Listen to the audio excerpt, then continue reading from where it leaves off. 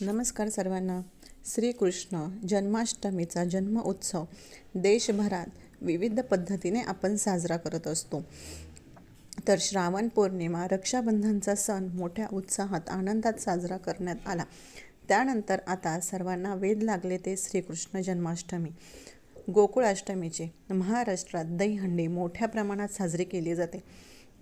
भारतीय संस्कृती आणि परंपरा यामध्ये श्रीकृष्ण जन्मोत्सवाचे महत्त्व आणि महात्म्य अनन्यसाधारण असे आहे.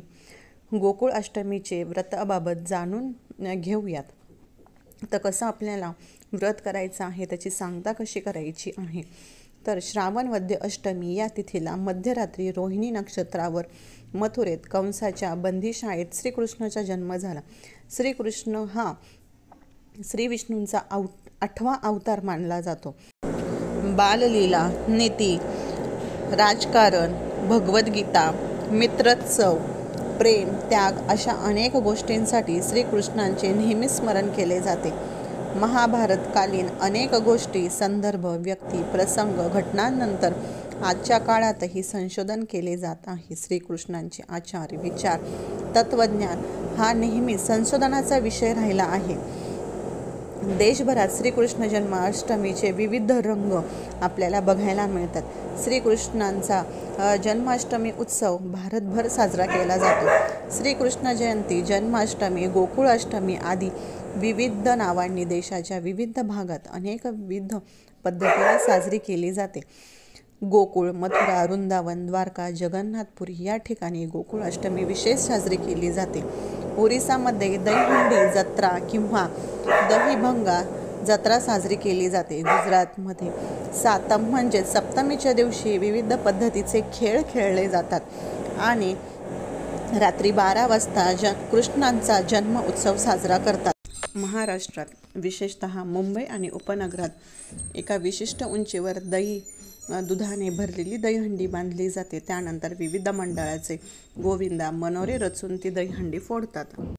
श्रावण वद्य अष्टमी प्रारंभ रविवारी 25 ऑगस्ट 2024 रोजी उत्तर रात्री 3:39 त्यानंतर श्रावण वद्य अष्टमी सांगता ही सोमवारी 23 ऑगस्ट 2024 रोजी मध्यरात्री 2:19 त्यानंतर श्रीकृष्ण जन्म उत्सव हा सोमवारी 23 ऑगस्ट 2024 रोजी रात्री 12 वाजता श्रीकृष्णांचा जन्म हा होणार आहे. श्रीकृष्ण जन्माष्टमीचे व्रत कसे करावे. जन्माष्टमीचे व्रत हे अष्टमीच्या दिवशी एकभुक्त राहून करावे. मध्यरात्री सुशोभित होऊन संकल्प करावा. त्यानंतर बाळकृष्णांची मूर्ती किंवा प्रतिमा स्थापन करावी. त्यानंतर सहपरिवार श्रीकृष्णांची षोडोपचार पूजा करावी. धूप दीप नैवेद्य दाखवावा. श्रीकृष्णांची आरती करावी. पूजा करून पुरुष सूक्त, विष्णू सूक्ताचे स्तवन करावे. वाद्यांचा घोष, गीतांचे मंगळ स्वर, पुराण, इतिहासातील निरनिराळ्या सतकथा ऐकत रात्री जागरण करावे.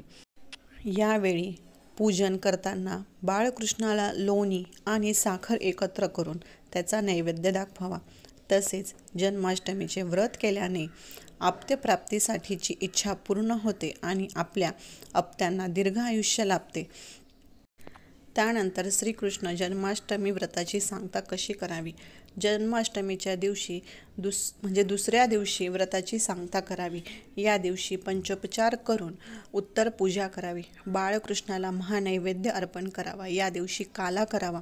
पोहे, ज्वारीच्या लाह्या, धान्याच्या लाह्या, लिंबू, आंब्याचे लोणचे, दही, ताक, चण्याची भिजवलेली डाळ, साखर, फळांच्या फोडी आदी घालून केलेला हा खाद्यपदार्थ म्हणजे काला हा कृष्णाला फार प्रिय आहे. श्रीकृष्ण व त्यांचे सवंगडी मिळून यमुनेच्या तीरावर हा तयार करत असत व वाटून खात असत असे मानले जाते. देशभरात प्रांताप्रमाणे व्रताचाराची पद्धत वेगवेगळी आहे. आपल्या पद्धतीनुसार तुम्ही व्रताचार हा करू शकता. पण आपल्याला श्रीकृष्णांची मध्यरात्री पूजा ही आवर्जून करायची आहे. त्यांना लोण्याने आणि खडीसाखरेचा नैवेद्य, लोणीचा आणि खडीसाखरेचा नैवेद्य हाही दाखवायचा आहे.